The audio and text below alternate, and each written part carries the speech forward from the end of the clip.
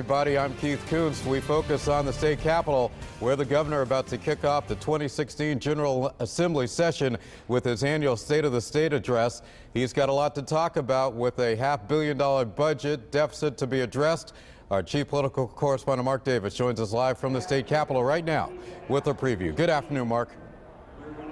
Good afternoon, Keith. Good afternoon, everyone, from the Hall of the House of Representatives at the state capitol in Hartford. As you know, the governor has already said in a News 8 interview yesterday that the state of the state has changed and that state lawmakers must adjust to a new economic reality. Well, it's clear that projections for growth last year were wrong, and state government must adjust to slow and limited growth in the future.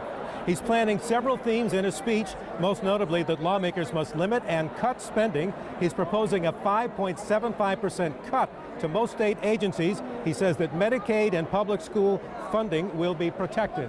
He also wants the legislature to give him and his commissioners broad powers to make those cuts, including the layoff of employees, all the while prioritizing core state services that certain members of the public need.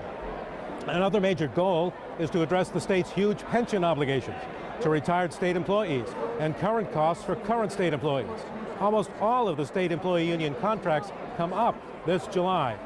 And in the process, he wants to attempt to overhaul the entire state budget process. Now, these are all very tall orders. It's only a short session, 13 weeks. The governor is not proposing any tax hikes this go-around, as he has in the past.